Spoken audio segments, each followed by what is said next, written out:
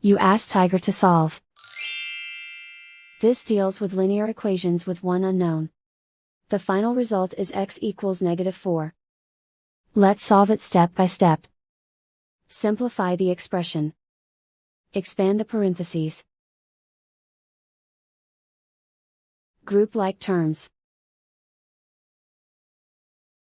Simplify the arithmetic. Group all x terms on the left side of the equation. Add 6x to both sides. Group like terms.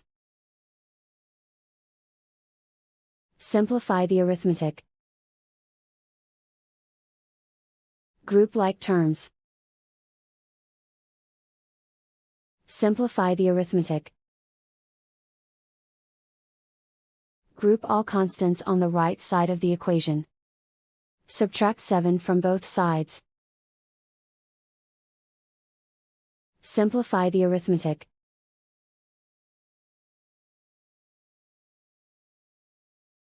And so the final result is x equals -4.